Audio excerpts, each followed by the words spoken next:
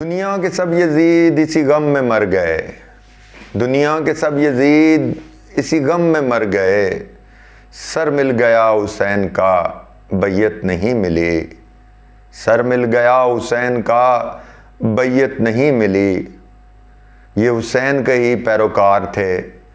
جنہوں نے 1967 میں پاکستان پیپلز پارٹی کی بنیاد ڈالی، اور ذوالفقار علی بھٹو نے 60s کے یزید وقت کو بگایا اور ملک کو جمہوریت کی راہ پر گامزن کیا، 1973 کا آئین دیا، پاکستان کو اٹامک پاور بنانے کی بنیاد ڈالی، پاکستان سٹیل مل قائم کی، heavy mechanical complex, Taxila اور کامرہ بنائے، غریب کو طاقت کا سرچشمہ قرار دیا۔ وہ غریب جو مزیروں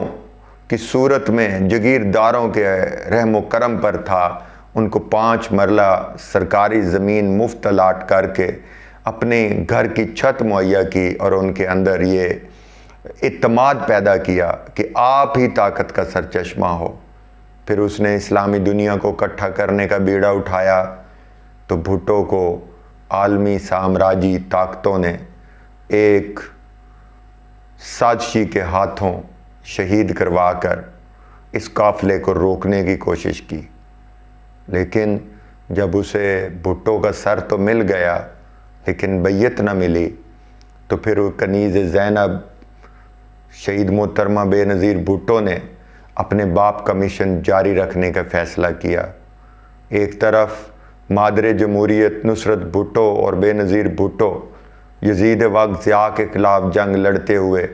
آخر کار اس ملک میں جمہوریت کو بحال کرانے میں کامیاب ہو گئیں، اور ایک مرتبہ پھر عوام جیت گئی اور آمریت ہار گئی۔ کچھ سال کے بعد اس ملک پر 12 اکتوبر 1999 کو ایک اور آمر نے شب خون مارا، جمہوریت کو تاراج کیا، اور پھر اس کے سامنے بھی یہی کنیز زینب، یہی شہید جمہوریت، یہی ہماری بہن بے نظیر بھٹو کھڑی ہو گئیں۔ اور جب وہ 18 اکتوبر 2007 کو کراچی میں جہاز سے اتریں، تو وہ منظر تو ہم اپنی آنکھوں میں سموئے ہوئے ہیں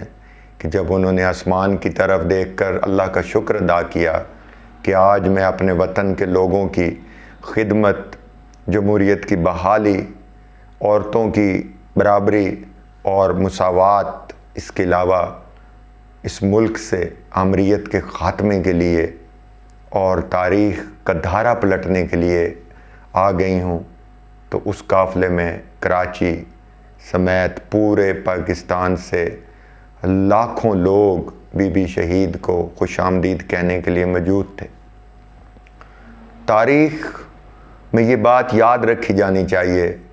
کہ بی بی شہید کو یہ بتا دیا گیا تھا کہ آپ کے خلاف سازش بھی ہو سکتی ہے،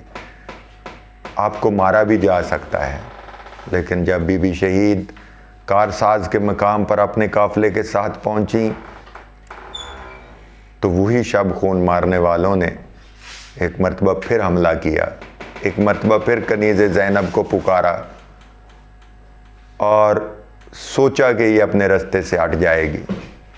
اس خودکش حملے میں پیپلز پارٹی کے 180 کارکن شہید ہوئے، 500 کارکن بری طرح زخمی ہوئے، لیکن بی بی محفوظ رہیں۔ بی بی ڈری نہیں، بی بی سہمی نہیں، بی بی شہید اگلے دن گھر سے نکلیں اور سیدھی اپنے کارکنوں کے گھروں میں جا پہنچیں، جو زخمی تھے، جو شہید تھے، ان کے لواحقین سے ملیں اور ان کو حوصلہ دیا۔ اس واقعہ کے بعد پوری دنیا ہل کر رہ گئی کہ ایشیا کی اتنی بڑی لیڈر اور پاکستان کے غریبوں کی آواز کو قتل کرنے کی اور دبانے کی کوشش کی گئی تھی۔ بی بی شہید نے اپنے بیان میں کہا، "It's the dignitaries of the former regime of General Zia who are today behind the extremism and the fanaticism." Bibi شہید کا موقف بڑا واضح تھا. انہوں نے کہا کہ اس حملے کے پیچھے ضیاء کی وہ باقیات اور ضیاء کے وہ پروردہ ہیں جو انتہا پسندی اور مذہبی جنونیت کے فروغ کے لیے کام کر رہے ہیں. آصف علی زرداری نے کہا کہ اس حملے میں پاکستان کی سیکیورٹی فورسز انوالو ہیں جنہوں نے یہ دھماکہ کروایا ہے. بیرونی دنیا میں اس کا شدید رد عمل ہوا. آسٹریلیا کے پرائم منسٹر جان ہاورڈ نے اپنے ایک بیان میں کہا "It's too early to be certain, but it looks very much like the work of Al-Qaeda." He further said it's a reminder of the evil of Al-Qaeda. It's a reminder of how important it is not to concede a victory to them in Iraq or in Afghanistan. انہوں نے اسے القاعدہ کی طرف سے ایک کوشش قرار دیا. Minister for the foreign affairs of Canada mister Bernier نے کہا "An appalling act of violence," and argued all parties in Pakistan to adhere to the rule of law and to continue to build the conditions of free and fair parliamentary elections. France کے صدر Sarkozy نے کہا "Condemned the attack which targeted Benazir Bhutto and which left numerous victims." اور انہوں نے پورے France کی طرف سے اس حادثے میں شہید ہو جانے والے لوگوں سے تعزیت کا اظہار بھی کیا. Manmohan Singh prime minister of India نے بھرپور انداز میں اس واقعے کی مذمت کرتے ہوئے کہا "The leader of the opposition بے-نظیر Bhutto has been attacked." اور اڈوانی لال کشن اڈوانی جو لوک سبھا میں اپوزیشن لیڈر تھے انہوں نے بے نظیر بھٹو کے ساتھ یکجہتی کا اظہار کیا اور اس واقعہ کی مذمت کی. Garden brown the prime minister of United kingdom UK نے اپنے مذمتی بیان میں کہا "I was deeply shocked to learn of the bomb blast in Karachi that have killed over 100 people and injured so many others. I am appalled by this horrific use of violence against entirely innocent people. On behalf of the British government, please accept my sincerest condolences for those Pakistanis who have lost their lives. You can be assured of the United Kingdom's continuing support to work with all those committed to building a peaceful and democratic Pakistan." Secretary for State for Foreign and Commonwealth Affairs David Miliband نے کہا "I condemn utterly the use of violence against entire innocent people and the attempt to suppress the right of Pakistanis to express their democratic voice. I share the shock of the Pakistani community and the United Kingdom at these horrific attacks." Tom Casey secretary of the United States for foreign affairs کا بیان تھا "There is no political cause that can justify the murder of innocent people. Those responsible seek only to foster fear and limit freedom. The United States stands with the people of Pakistan to eliminate terrorist threats and to build a more open, democratic and peaceful society." United Nations نے اپنے Ban Ki Moon the secretary general of United Nation نے اپنے بیان میں کہا کہ ہم اس کی شدید مذمت کرتے ہیں اور ہم یقین رکھتے ہیں کہ پاکستان کے اندر اس قسم کی انتہا پسندانہ اقدامات کو روکنے کے لیے پوری طاقت کا استعمال کیا جائے گا اور قوم کو متحد ہونے کی طرف لے جایا جائے گا. یہ واقعہ اور دنیا کے ان رہنماؤں کی طرف سے بے نظیر بھٹو کی حمایت اس بات کی طرف واضح اشارہ ہے کہ پاکستان کے اندر صرف حقیقی جمہوری لیڈرز ہی جمہوریت واپس لا سکتے تھے اور لا سکتے ہیں. ہم اس واقعہ کارساز کو پاکستان کی تاریخ میں ایک ایسا اہم ترین واقعہ سمجھتے ہیں جس میں ہمارے پیپلز پارٹی کے 180 شہداء کا خون شامل ہے اور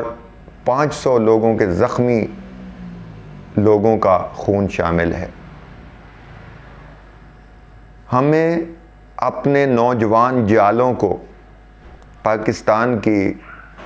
اندر پیپلز پارٹی کی جمہوریت کے لیے اور عوام کی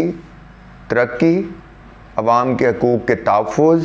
اور پاکستان کے آئین کے تحفظ کے لیے کی گئی جد و جہد کو ایک تاریخی اور کتابی صورت میں مرتب کرنے کی ضرورت ہے، تاکہ ہم اپنی اگلی نسلوں تک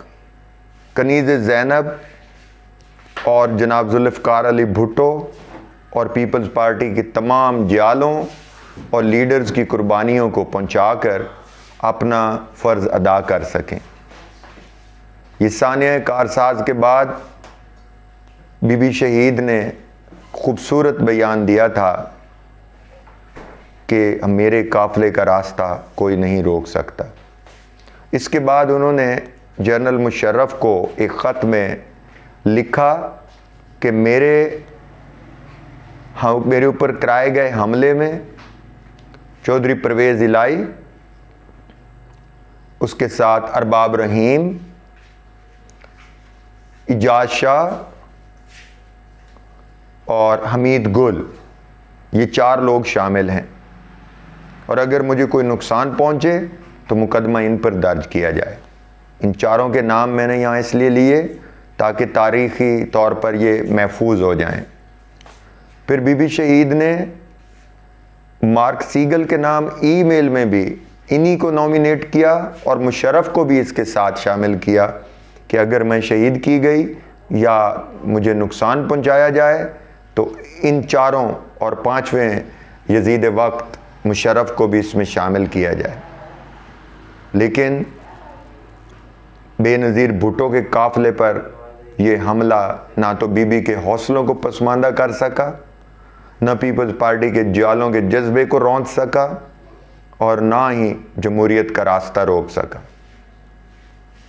آج ہم دیکھتے ہیں کہ اس سانحہ کارساز کے کچھ عرصے بعد بی بی شہید کر دی گئیں، لیکن زرداری صاحب نے اس وقت بھی پاکستان کھپے کہہ کر پاکستان بچایا تھا، اور آج اس کا بیٹا بلاول بھٹو میدان عمل میں اسی طرح اپنی ماں، اپنے باپ، اپنے نانا، اپنے ماموں شہید شاہ نواز اور شہید مرتضیٰ کے راستے پر چلتے ہوئے پاکستانی عوام کی حقوق، ان کی آئین کا تحفظ اور جمہوریت کے لیے سر بکف ہے۔ آئیں ہم سب مل کر بلاول کی حمایت کریں اور بلاول کا ساتھ دیں، اور تمام جمہوری قوتوں کو مل کر اس سانحہ کارساز کے دن ہونے والے جلسے میں شرکت کرنی چاہیے، اور پاکستان کے جمہوری سفر کا راستہ آگے بڑھتا رہنا چاہیے، کیونکہ بی بی کے بقول سب سے بہترین انتقام جمہوریت ہے۔ Democracy is the best revenge. جیے بھٹو، جیے بے نظیر۔